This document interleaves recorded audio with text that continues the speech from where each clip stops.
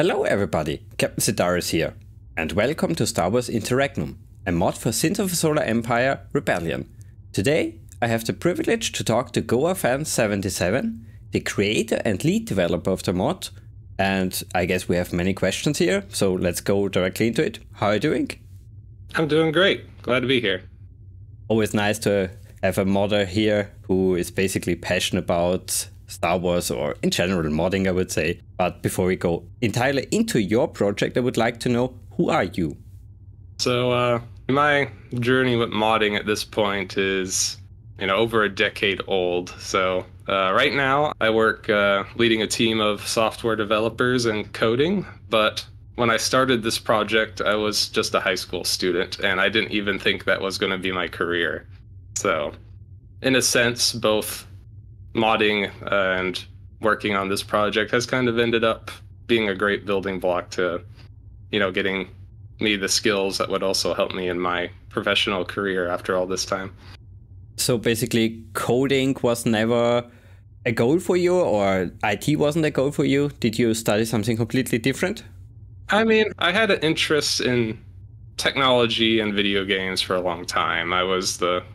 I think a lot of strategy game players, probably liked, working with, map editors and, making custom missions and stuff. And I did a little bit of programming, but my favorite subject was always history, actually. And when I started in college, my plan was actually to work for the State Department and be a diplomat. Oh, something completely different. Something completely different, yes. I loved history, international relations, that type of thing. But I got my degree in history, but I did get a kind of a certificate, basically something between a minor and a major in computer science as well. So I would say at some point it became my fallback plan, and eventually I kind of fell out of wanting to, work for the State Department. And when I graduated college, it was basically, well, I'll apply to both technology jobs and, jobs that would appreciate a history degree. And, it wasn't exactly a surprise, I suppose, that technology was hiring more. So I've been doing that ever since. And I'm just curious, in what kind of IT do you work? Is it more game development, for example, or is it software engineering? It's more software engineering. I make business web applications mainly at this time, so nothing to do with games. But at least I guess there is still a big interest if you still mod here. Yeah, I mean, definitely, things I learned with modding sometimes, carried over, helped me prepare for the professional world, and then sometimes things I learn in my career, I apply those skills to help out with modding. For example, a couple years ago, we actually I made a little website that will, I don't know if with Interregnum, we have a huge library of like optional mods that tweak small things on top of the main mod, and it was starting to get a bit cumbersome because you have to do things like get the mod order right. And for just, unless you actually know how the code works, there's no intuitive way of how to do that. So I put up a little website that will just generate your mod file for you that tells the game what order to load the mods in. So, every now and then I'm able to cross-apply those skills, but... So if I understand this correctly, there's a website which you created which basically helps you create the mod or manage it? Kind of like, we call it the mod manager. So I don't know if you've maybe be more familiar with stuff like, I don't know, Elder Scrolls Skyrim mods. You might have a bunch of mods, and most games I've seen, it's important that you get them in the right order, right? So it's a tool that, you can just, instead of us having to write a big explanation of, oh, if you use this one, put it above this one and stuff like that, you can just say, I want to use this mod, this mod, this mod, this mod, and this mod together. And then it just gives you exactly what you need. It's definitely reduced the amount of cases of people saying something isn't working, or like, oh, well, what's your mod order? Oh, no, it needs to be this. So the tool can just do it for you.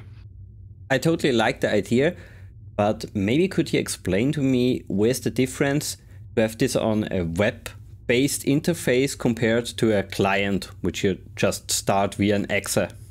So the advantages of having it on a website is you don't need to download anything. Everyone has a web browser. The disadvantage is that for security reasons, I looked into trying to have it so like it could just download the file to the mod folder where it needs to go.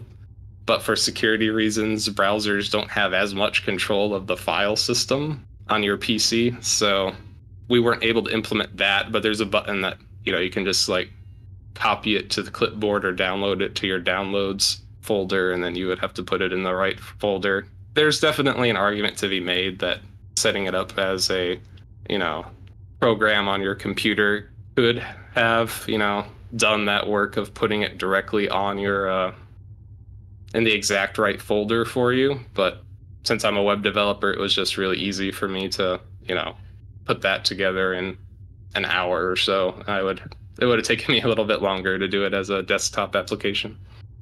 Interesting, really interesting. So is this, I would say, or you would say, is this a unique approach to modding or managing mods? Because I never experienced this one. Seen anyone else do that as a website. It might be unique, it might not. I mean, I didn't necessarily mean to get us started talking about that little configuration tool instead of the mod for so long, but it's just an example of taking the skills I've used professionally and trying to use it to help the players of the mod, make it a little bit easier to use. You're totally right. It's just a side note here, but I find it very interesting when developers do something out of the ordinary. So always good to give stuff like that also a small spotlight. But you're totally right. Let's go to Sins of a Solar Empire. How did you get into the game and then into modding? So I had to do some digging on my forum posting history to make sure I got the timeline right here, but I got the original Sins of a Solar Empire back in 2008, the year the game came out, and I loved it right away. I really enjoyed space real-time strategy. I was someone who really was like, as a kid waiting for Empire at War to be released, I played the demo. I thought, this is going to be the perfect Star Wars strategy game of my dreams.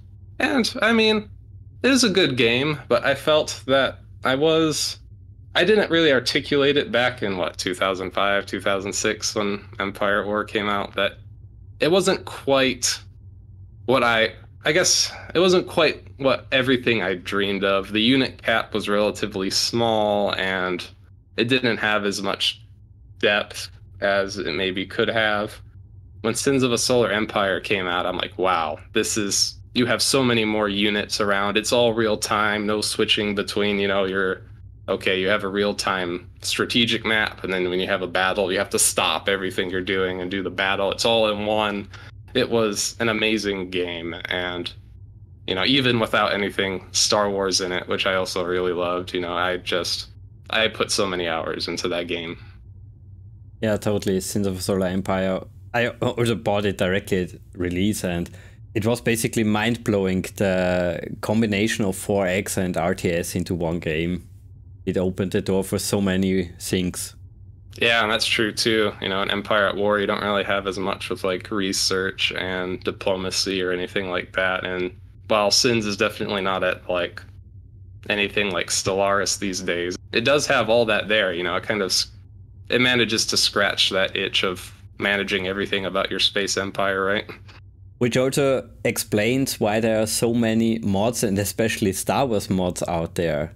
Can you maybe explain what Star Wars Interregnum does different? What is it basically in a short summary? There are a handful of Star Wars mods for Sins of a Solar Empire, and both now and throughout the years. I would say, yeah, there's probably more for Star Wars than any other big science fiction IP. And I think the real appeal, the people who really like Interregnum, I think, are the ones who, like I kind of described before, have a great love of both Sins of a Solar Empire as a game, as well as the Star Wars universe.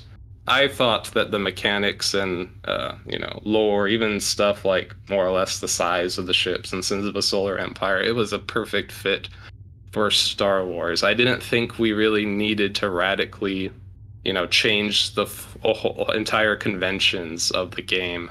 The first Star Wars mod for Sins of a Solar Empire was Sins of a Galactic Empire. I believe it was started by Evil Jedi, who did the Warlords mod for Homeworld, and it was a straight up total conversion. It added a bunch of factions, it got rid of all the stuff from Sins of a Solar Empire, and the gameplay was also, even though it was the same engine, was very, very different. No capital ship limits, but then the capital ships were not really that unique. Only a handful of them really had the special abilities, while in Sins of a Solar Empire, you had every capital ship had almost a full, MOBA move set, sort of, 4 unique abilities that you could get as you leveled up, things like that. I mean, I played a fair bit of Sins of a Galactic Empire, and it was a very influential mod, but I felt that they just kind of replaced everything for the sake of replacing it and making it they had this idea that in order for it to really be Star Wars, they had to make it everything according to Star Wars. Oh, the Star Destroyers, have 6 squadrons of TIE fighters. That's exactly what the specs say. So we have to, try and code it exactly to those specifications. And I think it lost some of the great gameplay that Sins of a Solar Empire had. And really what we've done with Interregnum is try to make a very, authentic Star Wars experience that's we're trying to merge it, organically into what made Sins of a Solar Empire so great. We do, change some of the conventions for specific factions in a way, but I think one of the great things about Interregnum is we get so many people saying, hey, I played this mod, after already playing Sins a bit, and I could just get right into it. The UI is familiar enough. The unit types are, still kind of recognizable as what you might know from the original game. There's all sorts of unique stuff that the Star Wars factions can do, but, you can still play it like Sins. And plus, you can just, if you do like both the Sins of a Solar Empire factions and Star Wars, it's pretty awesome to see a cold battleship going head to head with a Star Destroyer or a Mon Calamari cruiser or what have you. So I guess it was kind of easy and hard to realize this merge of Sins of a Solar Empire and Star Wars, because basically you wanted to be true to the original Sins formula and just added some Star Wars flair to it. I think we've done a little bit more than that. For example, in Interregnum, you have all the Star Wars factions kind of have some emphasized strengths and weaknesses that mean that they play a little bit more uniquely than your typical Sins factions. But at the same time, we did have the challenge that we had to balance this so that the original Sins factions are, still overall on a equivalent level. And, if you want to play the Vasari against the Empire, that even though the Empire might have some really strong things, they also have some weaknesses that can be exploited, so that overall, your chances of winning are pretty equivalent. And each of the 4 Star Wars factions we have in Interregnum has some very unique mechanics, so that way they can, you have the flavor of, that you're playing as these Star Wars factions, but, it doesn't break the game, or we didn't have to get rid of all the good things that Sins of a Solar Empire had in order to accomplish it. Basically, if it isn't broken, don't fix it, type of approach is our what we want to follow. And then because we're not fixing all this stuff that isn't broken, that's given us a lot of time and energy that we've been able to develop to crafting a really authentic Star Wars experience for those factions. Sorry, maybe I phrased it a little bit strange. I didn't mean that your mod is Sins of a Solar Empire with Star Wars flavor. I meant it more, it was easier for you to develop because you wanted to keep the Sins of a Solar Empire experience and created something of your own. Yeah, that's pretty much exactly it. And when did this whole thing start? When was the inspiration born, basically? Interregnum is actually the result of a lot of, careful planning, and it was a dream of mine for many years before it became a reality.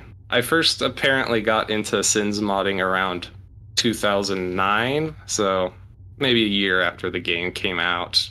I'm initially just doing, I was in high school. I started doing maps and things, and I mentioned Sins of a Galactic Empire was around at that time. And then there became another Star Wars mod that was called Star Wars Requiem back, I want to say it was around, maybe it was before even the first Entrenchment expansion for Sins of a Solar Empire, but probably around that time.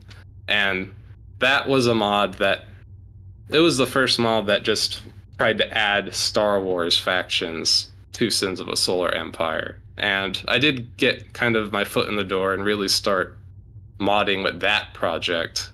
I ended up merging it with a very popular planet mod at the time called Sins Plus. It was one of the first big mods that added a bunch of new planet types, including things like urban planets and things that would be very useful for Star Wars. And I was working on that for kind of like while I was in high school. However, I had some disagreements with what I wanted the project to be with the creator of Requiem. We had the Empire and Rebel Alliance factions, although modding back then, the mods we had back then were much more basic, nowhere near as polished and complete as we have these days. But anyway, he kind of was interested in going more towards the Clone Wars and eventually adding Clone Wars factions, kind of like what Sins of a Galactic Empire had. But I was not as interested in the prequel era. In middle school, as a child, read so much of the Star Wars Expanded Universe novels, what they call legends these days. The Thrawn trilogy, I guess, is getting a bit popular now that the character is being reintroduced to live action. But I probably read dozens, if not 100 of the novels, pretty much a lot of the stuff that was published in the 90s and 2000s. Most of that tells the story of what happens after Episode 6. So I was interested in kind of exploring that part of the Star Wars timeline more. So eventually I kind of parted ways with that project, and it kind of slowly became obsolete as the game moved into the Rebellion expansion that we're in right now. I did, however, take a pretty big detour. I didn't immediately start working on Interregnum. In 2011, I created something called the Enhanced 4X mod. And I do really love Sins of a Solar Empire. It is my favorite strategy game of all time, but I did have some ideas of things that just from the base game I thought could be improved. Like the name says, it was initially focused on stuff like Sins is really good at combat. It's, the fleet battles are the main selling point, but like we talked about, there is a lot of 4X elements there, but they're nowhere near as pronounced as the exterminate part of the 4X formula, right? So I was kind of exploring what you could do with the economic system, diplomacy, and this was also a test bed to... There was some mechanics that I knew I wanted in a future Star Wars mod that did not exist at the time that I would need, in order to keep the original Sins of a Solar Empire factions, I would need to develop, create something for them. And the big example of this is hero units. I think sometime around 2012, I spent a weekend just boarded up, working with what passes for Sins modding, trying all different ways, and I was able to get hero units to work. And this is a system that you can now see in many Sins mods that, they've asked me if they could use it, like Star Trek Armada 3. Probably I've given permission for several others to use this system, but there was no way to, kind of limit unique units at the game at that time. Rebellion would later add Titans, but even then they're not quite the same thing. So obviously for Star Wars, you want to have, something like heroes, having Han Solo and Thrawn and all these other special characters. Sins being a video game doesn't really have the detailed lore, to have those type of recognizable cool characters. So I basically spent my college years in the early 2010s trying to make some things for the base Sins of a Solar Empire game that both would make it a better, more robust platform to build a Star Wars mod off of one day, and also to give those original factions some of the features that they would need, you know, like hero units. And so that way, you know, it wouldn't just be the Star Wars factions that have heroes. That would be too imbalanced. I also, far before I wrote, you know, any of the code, even started the project, I would, you know, be walking to class, taking my college classes, and in the back of one of my notebooks, I just started making a huge blueprint of notes. I started detailing all the factions, working out the special abilities each of the capital ships would have, some of the research notes. So actually, a lot of the mod was planned in the early 2010s before any real work had been done on Interregnum itself. And I would just be feeling, you know, as I walk to class or wait for class to start, I would be, you know, kind of just daydreaming about, if I make this Star Wars mod, this is what I would want it to be. It wouldn't be until pretty much about the time I graduated college in 2014 that the very first version of Interregnum was released in 2014. I'm curious, how much of the list did you get into the project? It was a good chunk of it. You know, sometimes in the real world you adjust things either because you realize, oh, you know what, this would be better if it was this way, or, you know, something didn't quite work the way I liked. But actually, the master plan always called for 4 factions: the Galactic Empire and Rebel Alliance, which would be based on the basically exact movie era, you know, the original trilogy stuff you got from classic units you saw from classic Star Wars games, like, you know, TIE Fighter, X-Wing Alliance, Star Wars Rebellion, you know. And then in the Sins of a Solar Empire Rebellion expansion, not to be confused with Star Wars Rebellion, they added a mechanic called sub-factions, where the original 3 races, the TEC, Advent, and Visari, had basically civil wars after fighting so long. And so even though they had like the same base units, like you would have a TEC Rebels and a TEC Loyalist factions, and they would have different research and actually, you know, have some different mechanics to encourage different play styles. So I'm like, oh, this is perfect. Rather than necessarily strictly going the Civil War angle, I can kind of show the development of these Star Wars factions in the timeline by having them 2 factions that are then 2 sub-factions that are based on the Empire and Alliance. But later in the timeline, as the novels went on after Episode 6, and that became the Imperial Warlords faction and the New Republic. Again, all this based on Star Wars Legends canon. This was all designed before Disney bought LucasArts, so not really anything from the sequels ever influenced our design here. And one thing that occasionally confuses players is we had, until like 2 years ago, the mod was officially, we called all our releases alphas. And the reason I did that was because in conventional software development terminology, your product is an alpha until it has all the planned features. Then you go into beta, where you polish and fix bugs and stuff, and then you finally have a full release.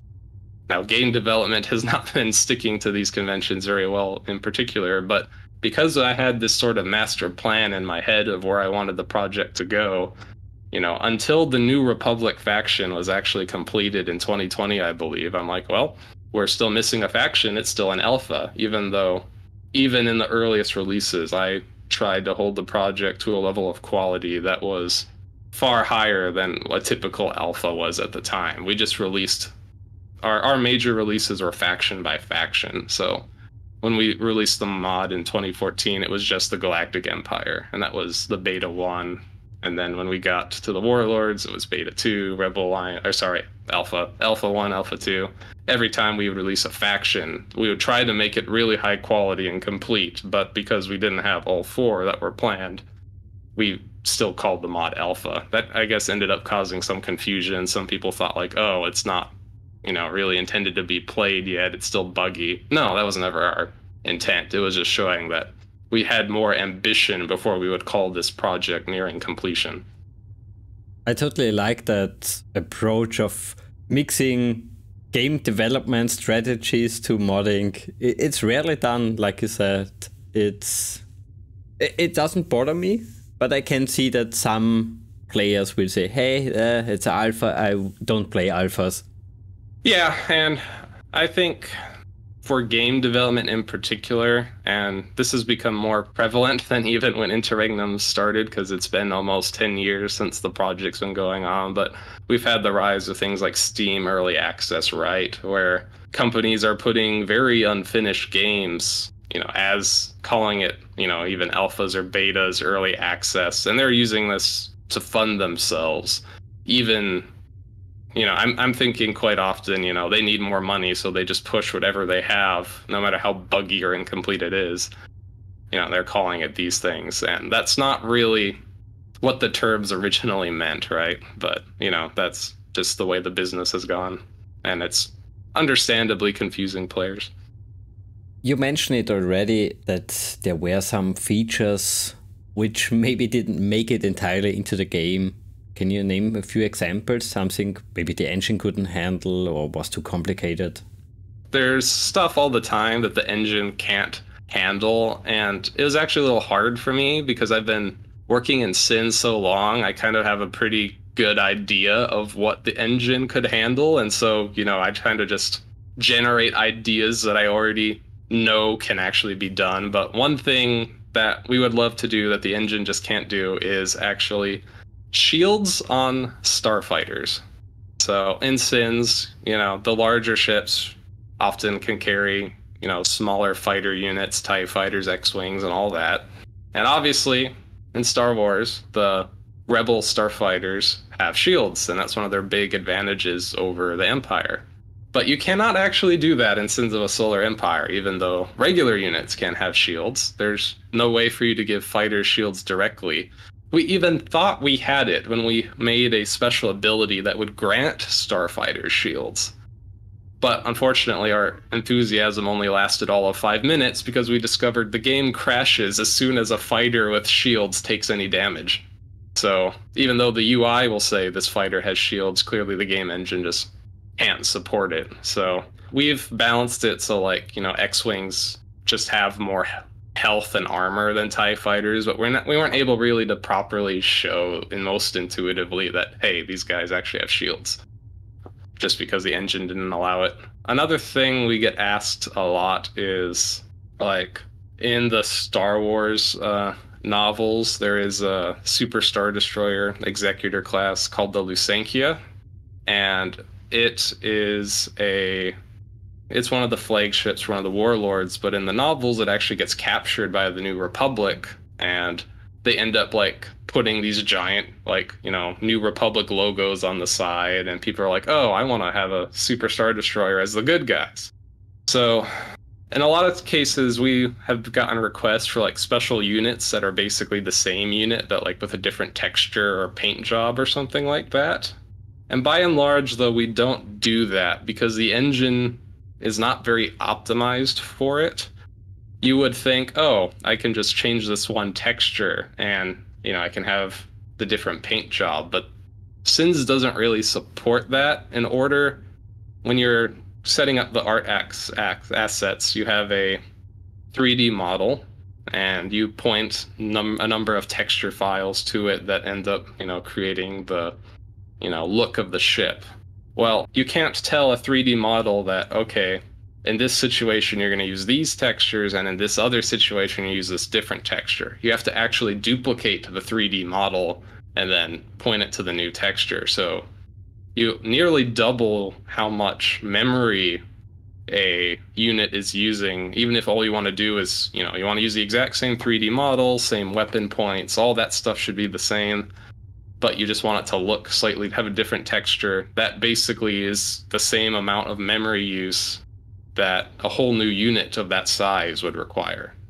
So there's been a couple things we would really like to add that we just haven't been able to do because Sins of a Solar Empire, unfortunately, is a 32-bit single-core game. The engine was originally designed in 2008. That's just the way, or even earlier, I suppose.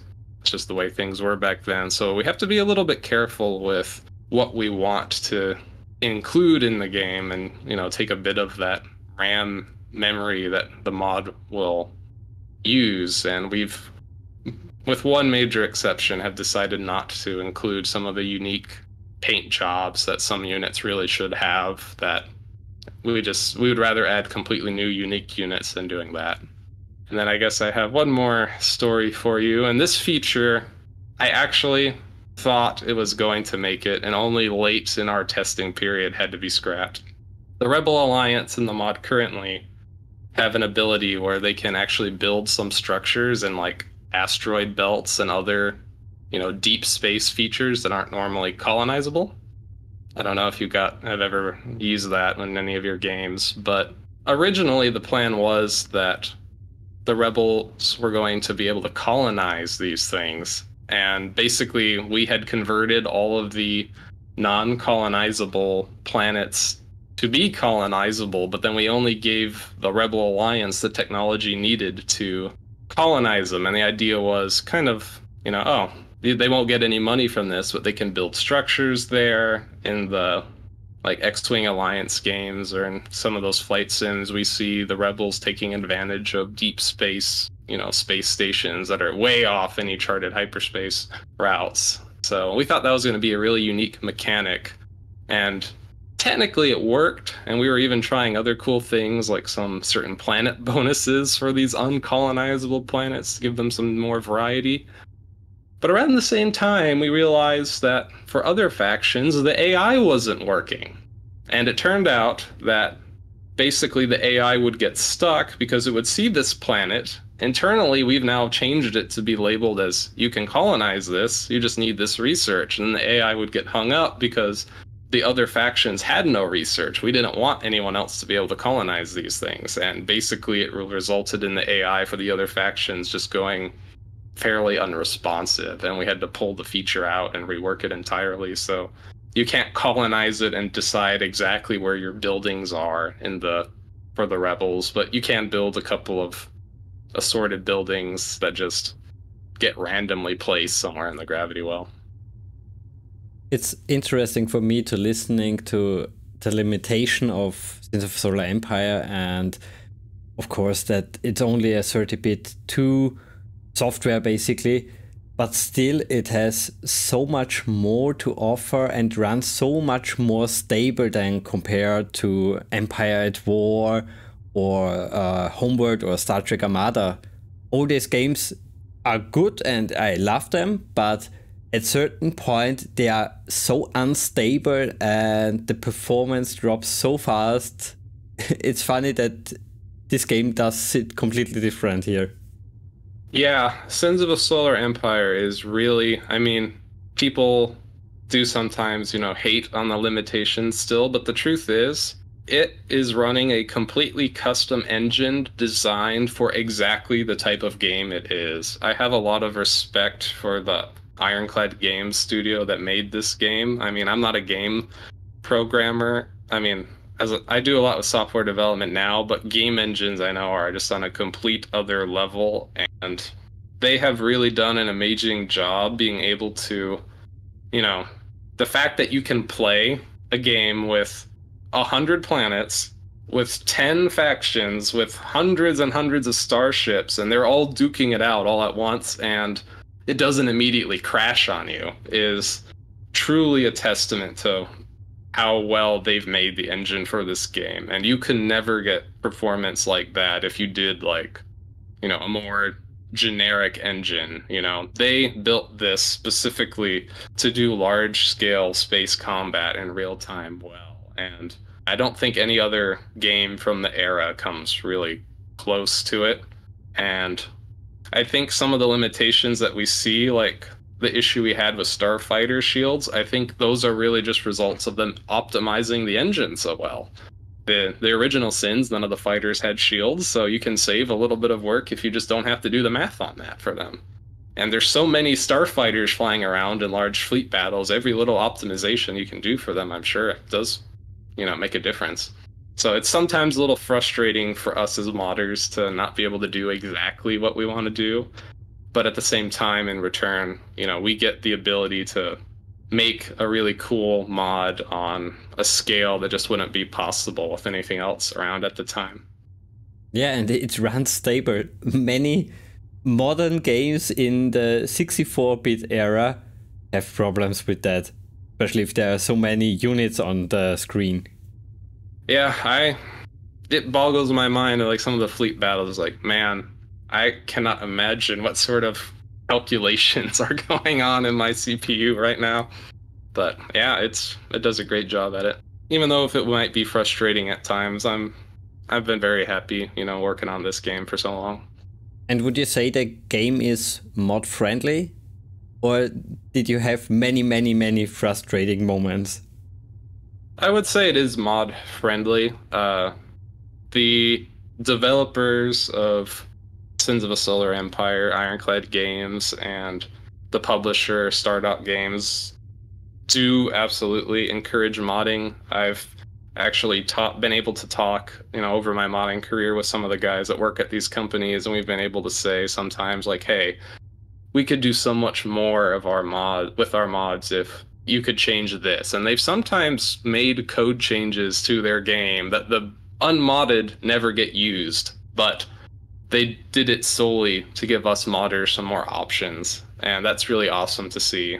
2 examples of the Interregnum uses is in our latest update, Beta 2, we actually released a fan favorite request that we promised many years ago, and that's the Eclipse Super Star Destroyer, the one with the super laser from the comics that can kind of sort of blow up planets. And until, like, even in Rebellion, they added one of the Sins of Solar Empire factions has the ability to to destroy planets. The Visari can basically strip mine a planet and leave it as just a bunch of floating asteroids to get resources. But this wasn't done in a way that was very friendly for modders. So even though the engine clearly supported the concept of destroying planets, or at least converting them from a colonizable to a non-colonizable planet and changing, the mesh of the planet and all that stuff, it wasn't really in a way that you could basically not use it for anything else with that one mechanic. And several different mods had interest, if we could make it a proper ability instead of something that was hard-coded to basically the Visari do it by scuttling the planet, or basically abandoning the planet after they've gotten this particular research. It just automatically destroys the planet. So they actually, tweaked their code a bit and gave us an ability to, make special abilities on units that can trigger this planet destruction.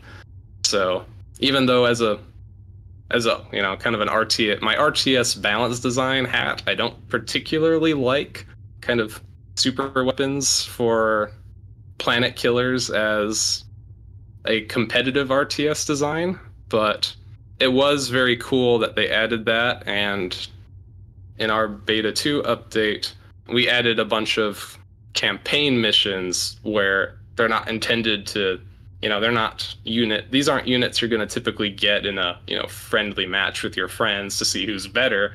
But you can have these special missions where you get access to these really overpowered planet killers, and you can have fun blowing up the galaxy if you want. Which, I mean, hey, going back to the first Death Star, that's definitely part of Star Wars, right? So there are no current plans to give us a real Death Star, which annihilates the whole universe? That would be more Star Killer base, I suppose. And no, we're not going to do that. That's true. And I hate that movie. Yeah, there is one awkward thing about the Death Star, as cool as it would be, and that is, I don't know if you've noticed, but the scaling between planets and units in Sins of a Solar Empire is a little bit abstracted. The planets are much smaller than they really should be, and that doesn't usually matter too much because you're usually either kind of looking at the planet or you're looking, at your units and how they're fighting each other and all that. But the Death Star is like one of those things that crosses the line. It's both a space station and it's the size of a moon.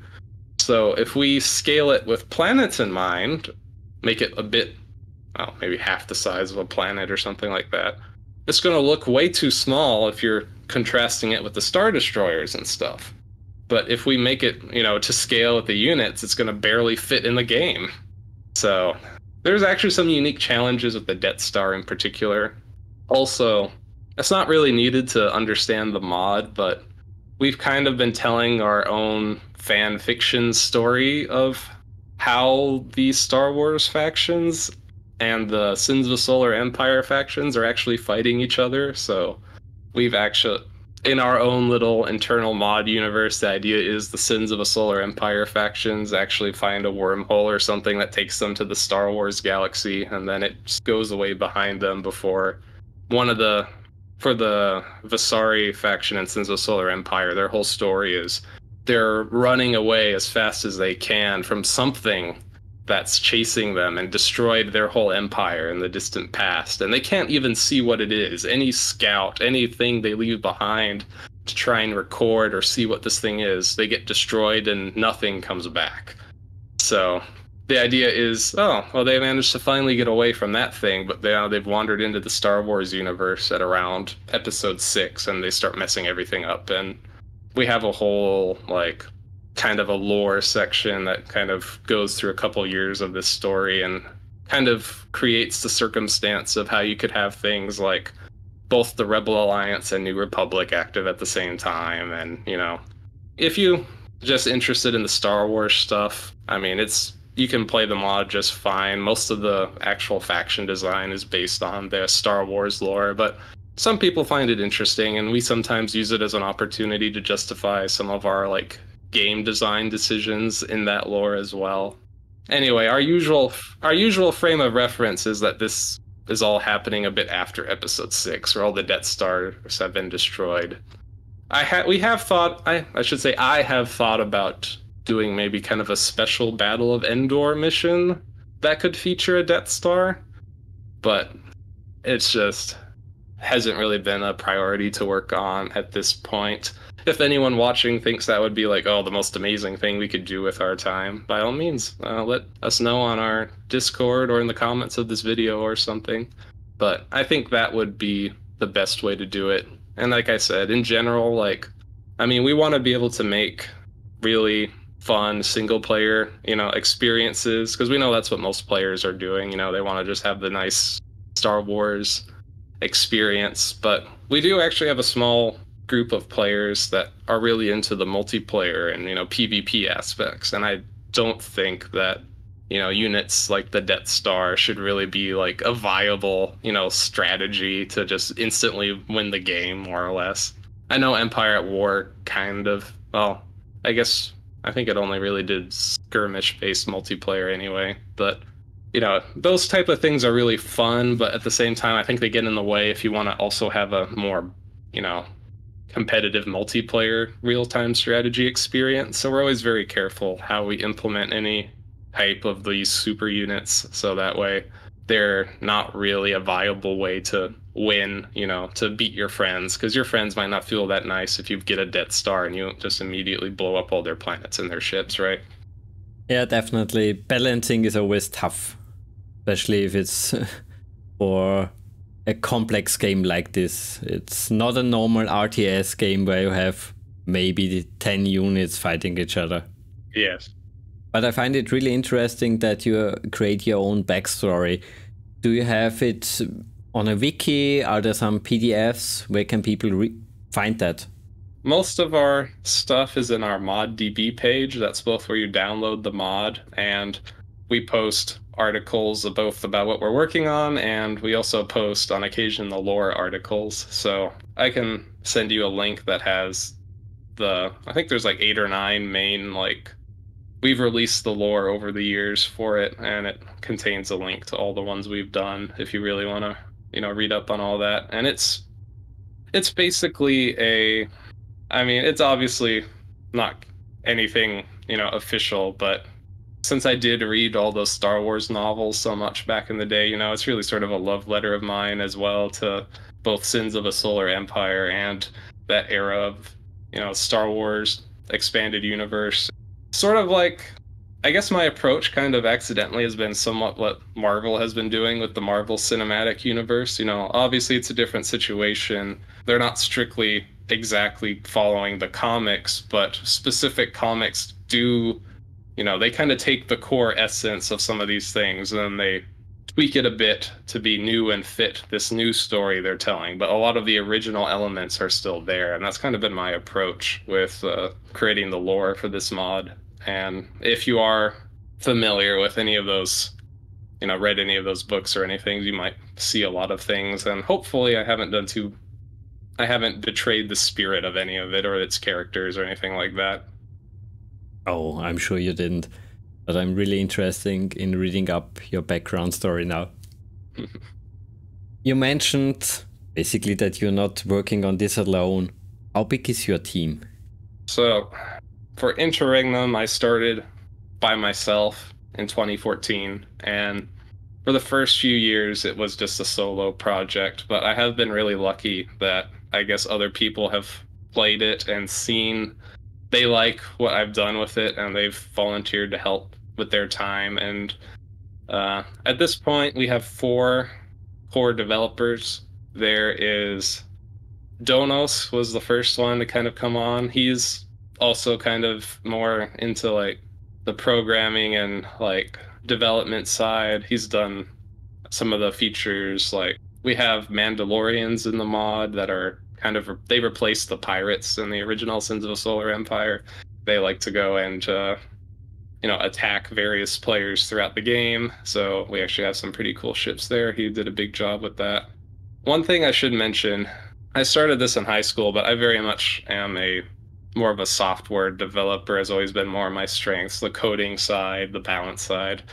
Especially in those early days, I basically taught myself some of the art stuff. My Photoshop skills have increased dramatically of trying to, mod this, and I've done a little bit with 3D modeling, but I'll be honest with you, I don't have the great artistic talent for it. I guess I should say I do a fair amount of the 2D stuff, but I've never gotten to the point where I've really been able to make a full 3D model from scratch. So I'm incredibly grateful for the Star Wars community that, because so many people love this universe, there's a lot of dedicated artists and talented artists out there that, create models and things. And I mentioned Evil Jedi for the Warlords and Sins of Galactic Empire mod. He's pretty much, at least for his early stuff, kind of just released it to the community. And there's a number of others I could, Warp Null. Even though I'm not including them as core members of this team, this wouldn't be possible without all their work. We have a big, list of all of the artists that have contributed, anything from just a single unit to many of the starships you see. And it's really made these type of projects possible that there is so much collaboration in the Star Wars community. But the one name I need to mention above all on the art side is Dolly Nick. He actually started modding Sins around when I did, because he's the lead developer of a Stargate mod for Sins of a Solar Empire, Stargate Races, as well as he's one of the main implementers of a Sins remastered, like, graphics overhauled.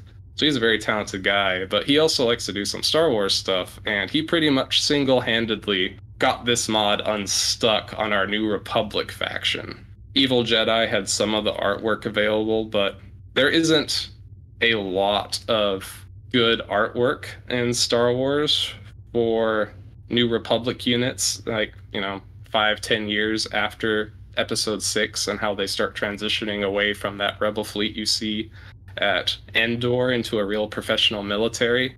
Because of that, the art assets were really hard to find, and we had huge gaps in the roster that I really wanted to get that just weren't there. And Dolly Nick came in and basically unstalled this project single-handedly, and he did a great job. The New Republic fleet is absolutely beautiful and has a fairly consistent art aesthetic, and it turned out really great. And we would not have released that New Republic faction in 2020 if it was not for him. So he's our 3D model lead. And we also have someone called E-Rock. He has done a lot of work with the particle effects. He did like custom engines and stuff like shields over the hangars and things. So all sorts of the kind of special effects you see, he did a a lot of work in making all that, pretty and fit each unit. It's always nice to hear that there's so much collaboration on these mod projects.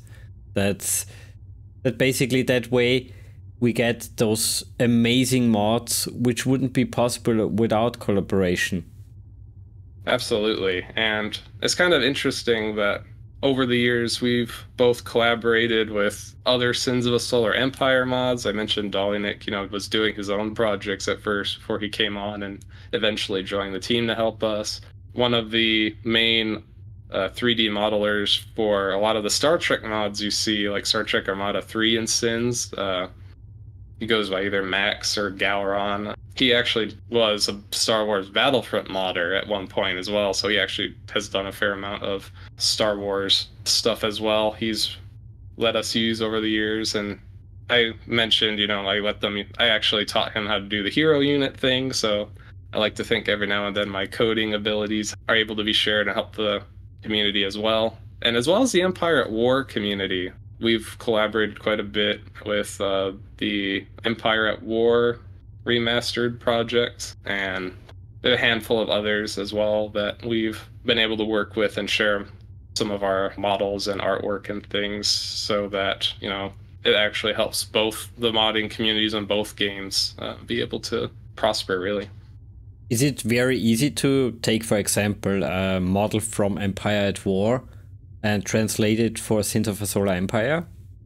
I know Dolinik could speak a lot more on this, and yes and no. The base textures are of a similar style. I think Sins might have a little bit more that needs to be done, but you can more or less do it. It does get a bit trickier with larger units because while I think Sins of a Solar Empire I think it's a better RTS engine, especially for space combat. Obviously, Empire at War has to do land combat as well. But because the battles are optimized on kind of a smaller scale, they actually have some things they can do that we cannot.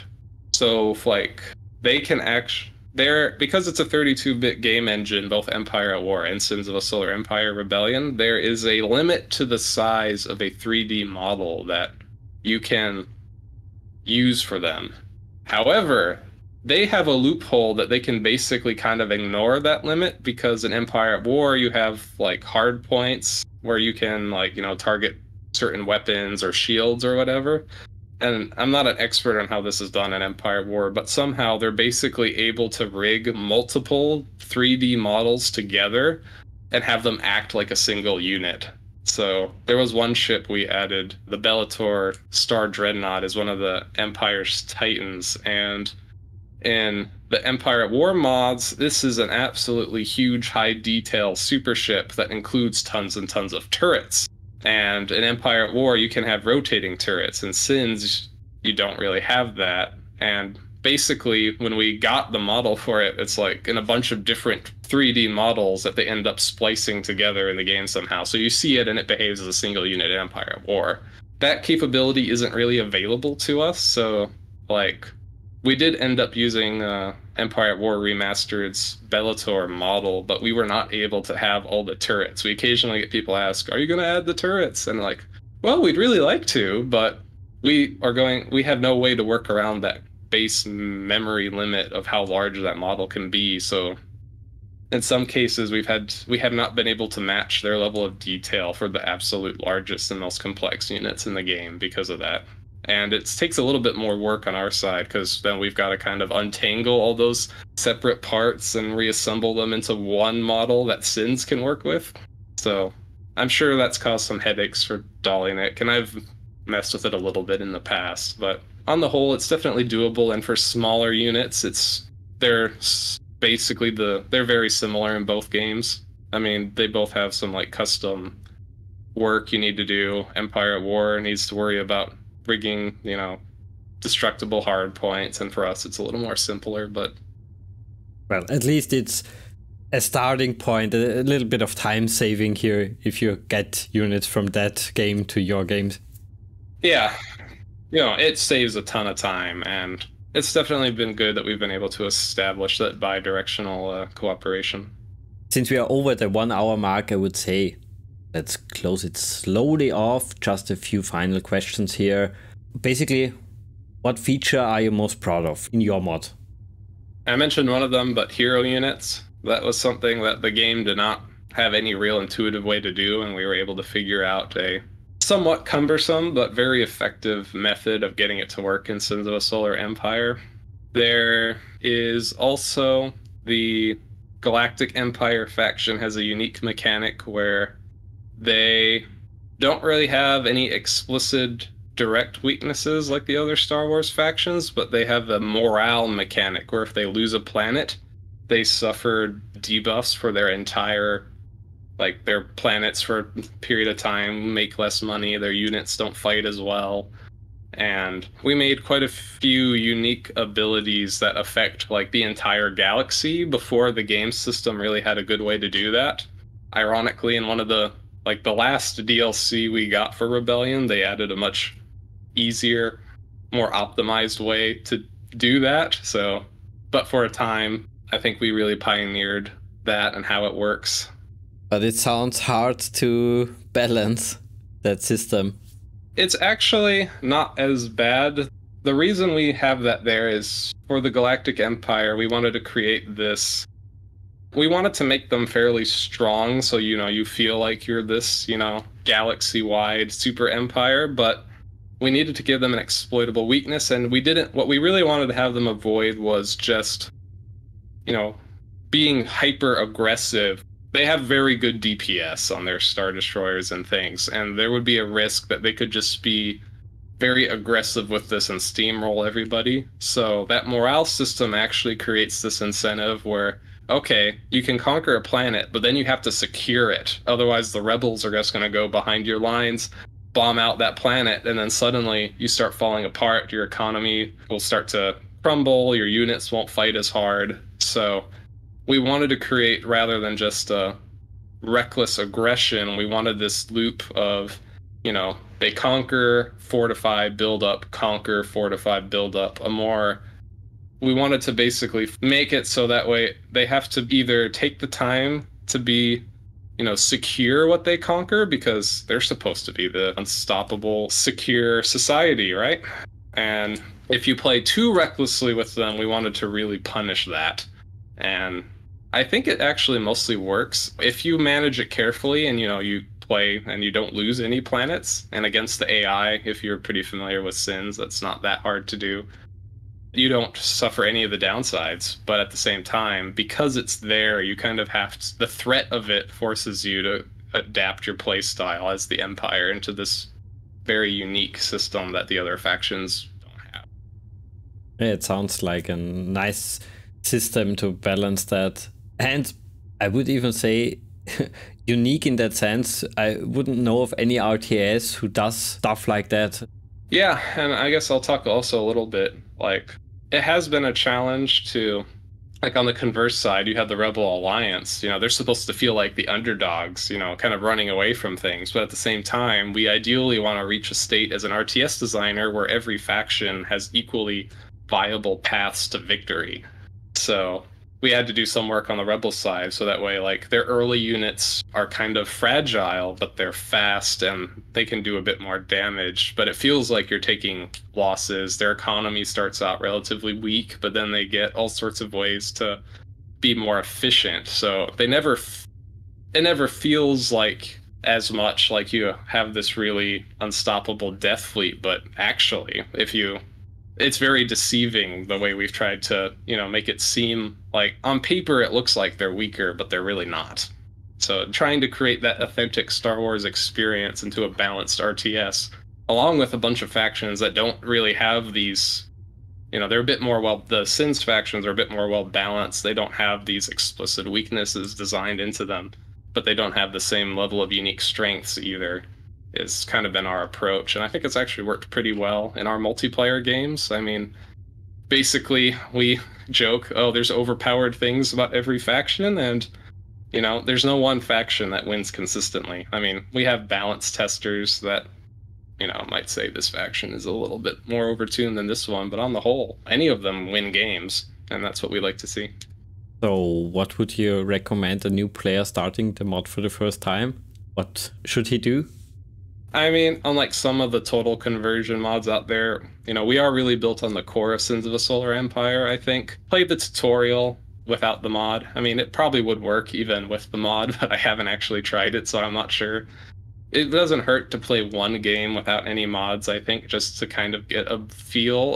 Most of what you learn will carry over to our mod, and then you might be able to appreciate some of the differences and what we've done a bit better. But honestly, if you want to just jump in and play, Star Wars right away, I don't think that's a bad idea either. And would you say there is one faction a little bit more easy to play? I think actually, that's a tough one.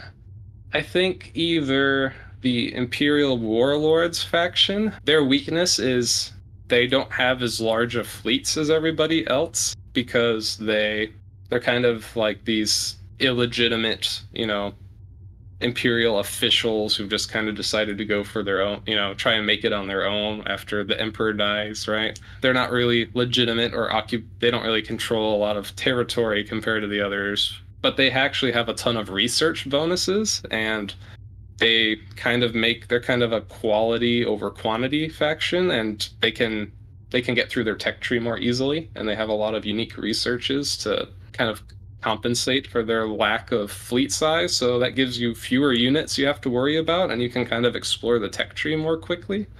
So I think that's a good one. And then our New Republic faction, I think, plays very much the way most casual RTS players tend to play, which is, they want to build their base or their empire in this case, kind of turtle a bit, build up a giant death ball, and then conquer everybody.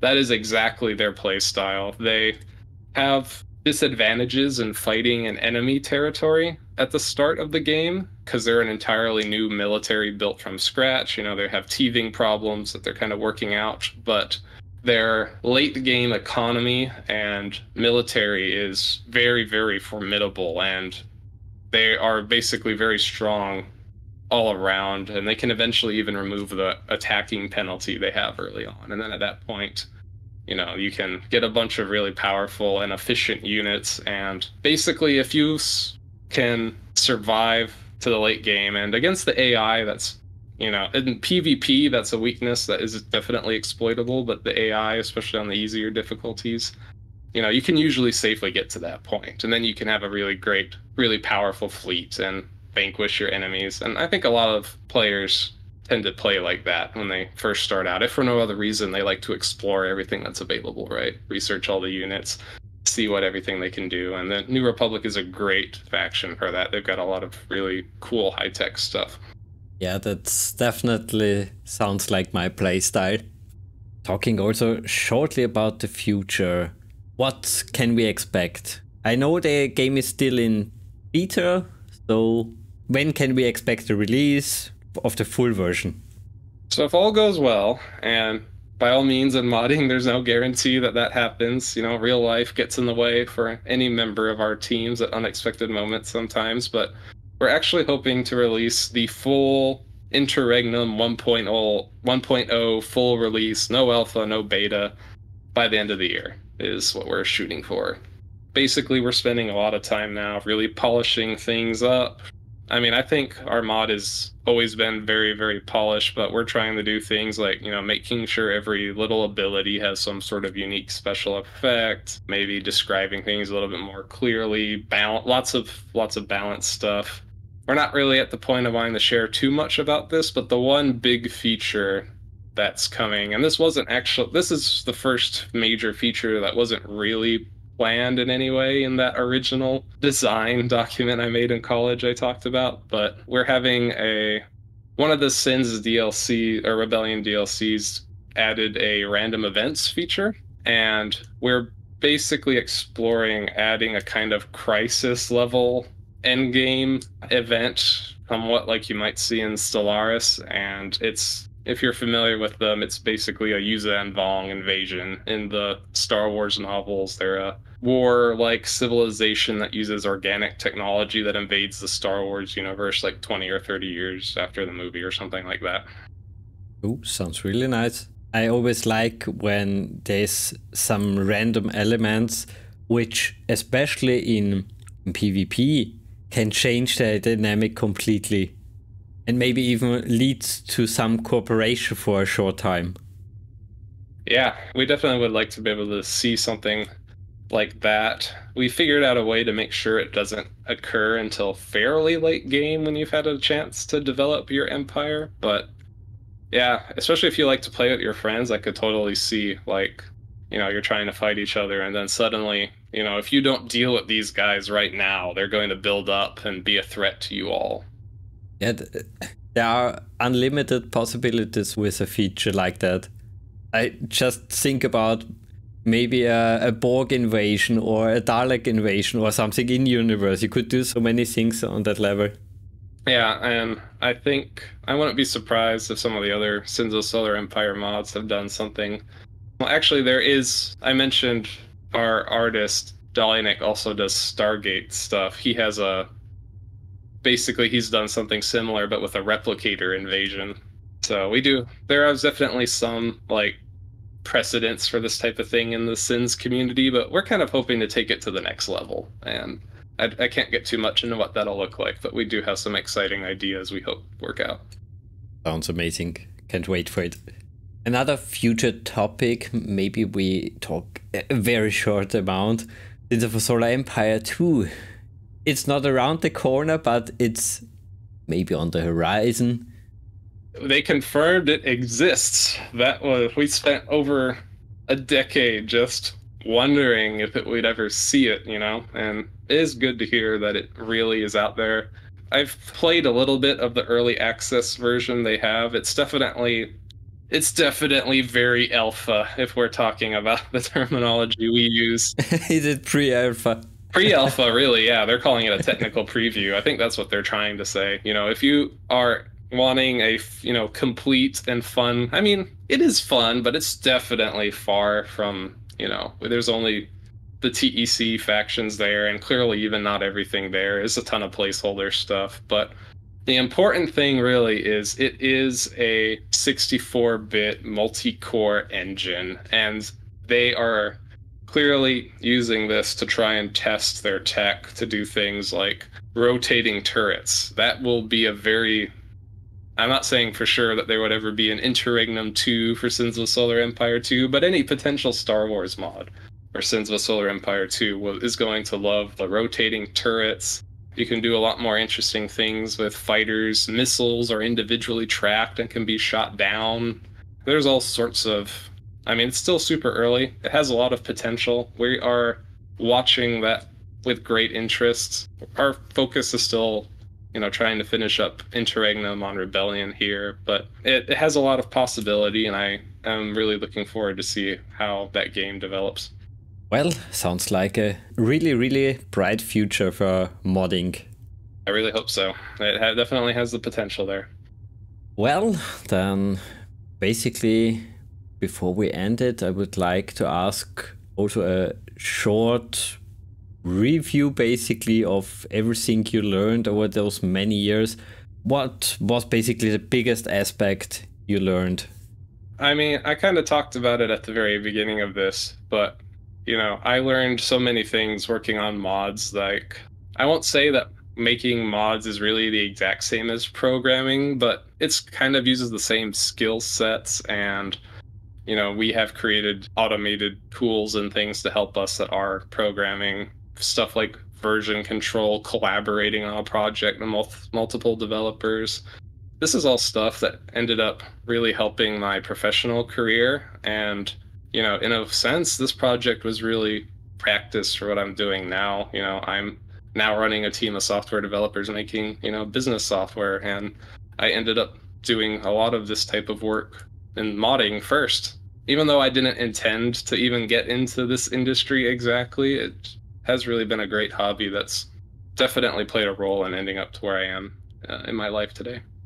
I find it always amazing when the passion of a mod project basically leads you into the industry. And we had game developers on this channel who basically also told us it's an amazing way to learn the stuff and maybe even an entry ticket. For example, if you show it during an interview that you did for Sins of a Solar Empire, a big mod for many, many years, leads the team, whatever your part was on that, it's a big bonus point. Yeah. And some even told us they prefer guys who do stuff like that because they really learn to adapt. Yeah, I mean, I absolutely had it as a center point of my resume, even though I was, not applying for anything to do with game development. And I'm sure if you actually want to get into the game industry in particular, I mean, there isn't a better way, I think, to, show that you can do it, because in a sense you already have them. Okay, then I would say we close it really off. This is basically the part of the video where I open the mic to you. Is there anything you would like to add? Anything we missed? I'll just kind of summarize it as, if you love large-scale real-time strategy with some 4X elements, large spaceship battles, and, you really like Star Wars, and maybe if you haven't played Sins of a Solar Empire before, you give it a try, you really like that too. I really hope this will be, the perfect mod for you. We've been working kind of uniquely among the Star Wars mods.